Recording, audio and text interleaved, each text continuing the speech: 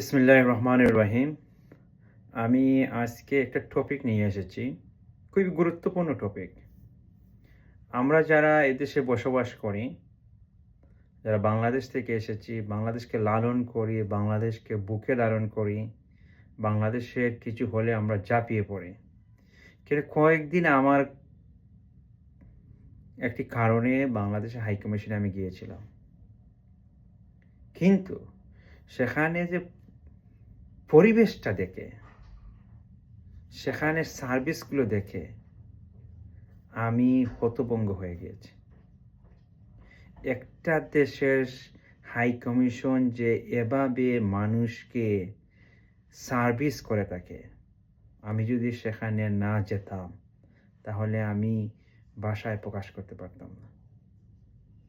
আমি সেখানে গিয়ে দেখি যে মানুষ, অফিসার, আমি শতবার গিয়েছি বাংলাদেশ হাই কমিশনে,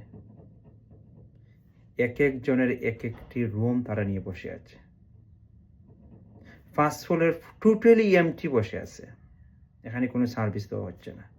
কিন্তু সাধারণ পাবলিক যখন যায় নো ভিসার জন্য, ফাস্টফুড ফিঙ্গারের জন্য, ফাস্টফুড কালেকশনের জন্য, তাদেরকে বেসমেন্টে নিয়ে গিয়ে সেখানে সার্ভিস দিয়ে থাকে। বেসমেন্টে কেন? আমি কয়েকদিন আগে স্পেনের একটি হাইকমিশনে গিয়েছি, তারা তো বেসমেন্টে সার্ভিস দেয় নাই, তাদের নিজস্ব বেসমেন্ট আছে। এই বৈষম্য কেন? আমি যখন আপনার দেখি মানুষের কোনো লাইন শৃঙ্খলা কিছু নেই, একজনের উপরে আরেকজন যাচ্ছে, এখানে কোনো অফিসারের নাই। এক একজন সাধু বাবু, এক একজন এক এক অফিস রুম নিয়ে বসে আছেন, সাধারণ পাবলিক মাটির নিচে তারা বেসমেন্টে হেঁটে হেঁটে চলে যাচ্ছেন। এখানে যে সিঁড়িটা আছে কত রিক্সি ছিঁড়ে। একজন বৃদ্ধ মহিলা দেখলাম, আমার পাশে একটি ভাই ছিলেন, রাসেল ভাই, উনি হাতে নিয়ে, ডিজেবল মানুষ হাতে নিয়ে দৌড়ে দৌড়ে উঠতেছেন। এই বৈষম্য কেন? এই সমস্ত জিনিস, রুংরা জিনিস হাই কমিশনকে বলবো আপনারা বন্ধ করেন, না হলে বাঙালি জাতি, বাংলাদেশ প্রেমী যারা, এই জন্য তো বাংলাদেশ তরুণ প্রজন্ম, বাংলাদেশের স্টুডেন্ট যারা আছে এদেশে বাংলাদেশ যেতে চায় না। কেন যেতে চায় না?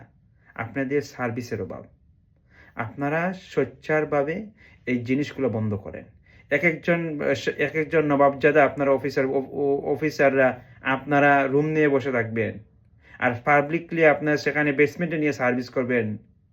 এটা কি একটা দেশের হাই কমিশন হতে পারে?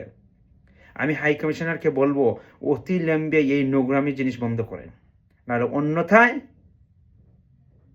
লন্ডনের পাবলিক আপনাদেরকে দাঁত ভাঙা জবাব দেওয়ার জন্য প্রস্তুত থাকবে ইনশাআল্লাহ।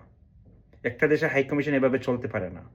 আপনি টুকুন নেবেন এখান থেকে, আর বেসমেন্টে গিয়ে আপনি ফিঙ্গারপ্রিন্ট দিবেন, লাইনে দাঁড়াবেন, কার লাইন কোথায় আছে কেউ নিজেও জানে না। এটা কি হাই কমিশন না বাংলাদেশের গরুঘর? সেটা আমার হাই কমিশনের কাছে প্রশ্ন।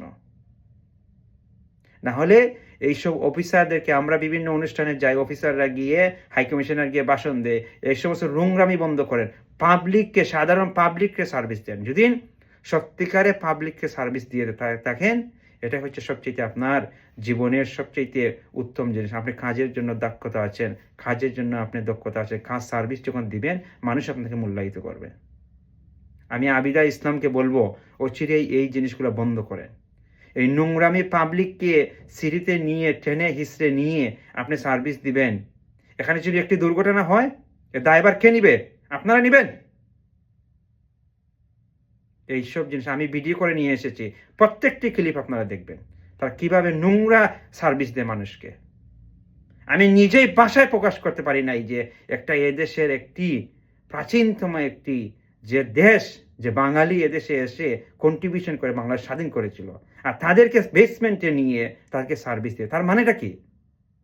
তার মানেটা হচ্ছে বিভিন্ন, এখানে 16 থেকে 17টা অফিস রুম আছে, প্রত্যেকটা ফ্লোর হচ্ছে এমটি।